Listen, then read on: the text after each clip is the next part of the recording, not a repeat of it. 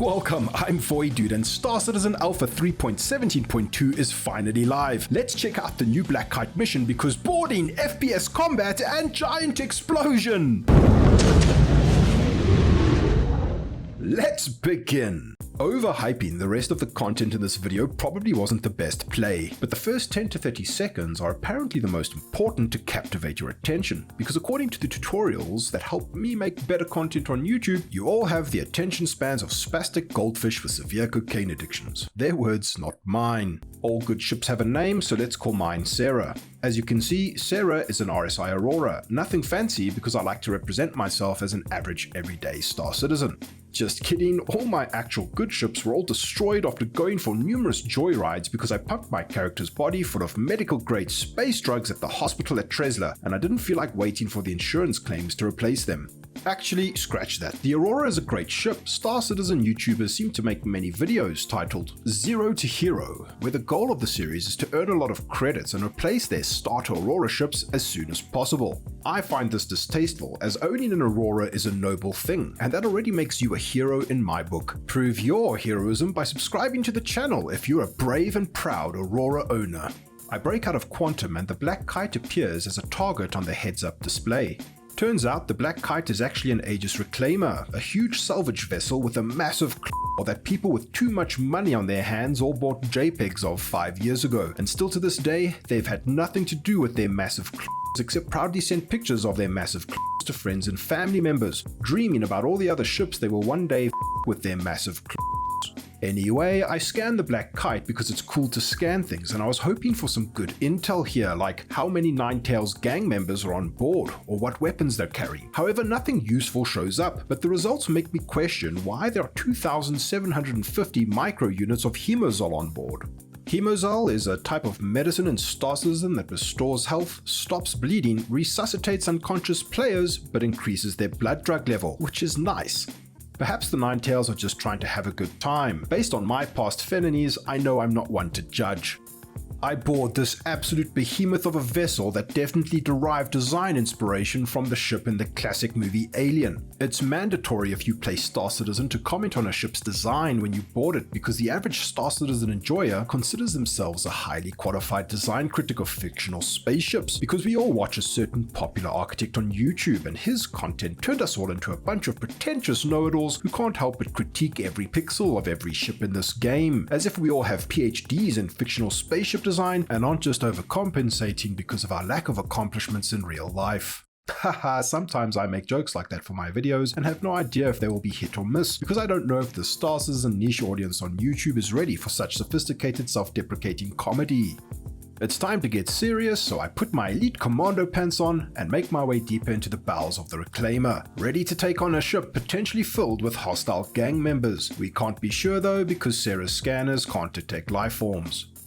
I then remember that I won't need my elite commando pants because the AI in Star Citizen continues to suffer from severe brain damage and can't really fight back if the server you're on isn't coping with the amount of douchebags flying around aimlessly critiquing their ship's designs and boasting about the sizes of their cargo holds. Jokes aside, given enough time, surely server meshing will eventually make its way into the game and fix all of these problems. I feel bad gunning down that Ninetales NPC, because if you were to call the combat AI in any other game a capable adult, then the AI here was basically a mentally stunted child, which is pretty messed up. I try not to think about it too much and carry on looking for more clinically retarded NPCs to gun down. Speaking of idiots, I have no idea what to do with the encryption key we find, and it takes me way too long to figure out that this is not the server you need to plug it into. I eventually decide to explore the rest of the vessel and rid the ship of a few more children, I mean dangerous Ninetales gang members. Seriously though, I make fun of the AI, but when it works they can be quite deadly. I once did the 890 jump hijacking mission and one of the AI NPCs brutally shot me down, which was embarrassing because then I had to call for medical rescue by sending out a beacon to other players on the server. The dude who accepted my call for help definitely looked down on me for dying to AI that, if represented by a human brain, would be considered to have been lobotomized. I could tell from the way he typed his messages that he thought only scrubby noobs could get killed by such incapable AI. I sure showed him though, because moments after he resuscitated me, I got killed again by another NPC. Also, the game bugged out and the guy who came to save me was invisible. It's early alpha, go figure. He revived me again, and I could tell that he thought I was the worst citizen among these stars. Even though his thought was probably true, to get revenge, when I got back onto my ship, I intentionally bumped his cutlass so it would drift off into space, leaving my rescuer stranded. I know that you're thinking that was a pretty petty thing to do, but making fellow citizens that you rescue feel welcome and secure is important. Ultimately, I felt bad and decided to try and stop his cutlass from floating away into the void of space, but this proved wildly unsuccessful. What can I say? I'm just no Hikaru Sulu. I then decided to give the invisible space paramedic a lift, but he said my ship had killed him. I'm so sorry, dude, that was an unfortunate accident, although kind of his fault for being an invisible space wizard healer in this realistic tactical sci-fi game. Wow, what a good fun time that was. Anyway, back on the Black Kite, I eventually find the bridge. I get into the pilot seat and am saddened to discover that we can't fly this big boy, but I can do this. I remember we have a contract to complete and finally make my way to the salvage deck where the rest of the mission can take place. I gun down more helpless adults with the minds of slow children and take as much of their stuff as I can carry. I discover the hemazole we scanned down earlier and decide to partake, as this was a party filled with deceased adolescents trapped in adults' bodies and it would probably be rude not to. I finally find the computer we need to jack the decryption key into, and the data is successfully transferred. It's probably the contractor's search history or something, so I understand the need for all this gratuitous violence. The mission updates and tells me to initiate the self-destruct, and I'm really stoked. Destroying the ship would get rid of any evidence of the massacre of the clearly innocent dim-witted gang members, and net me an easy 50k in credits, which is a lot considering I'm playing as a woman. That was a terrible joke, because Star Citizen is set in the year 2952 and misogyny has successfully been removed from society. We can only hope that the real world gets this enlightened sooner. I make my way back to the bridge, as that would probably be the most logical place for a self-destruct button.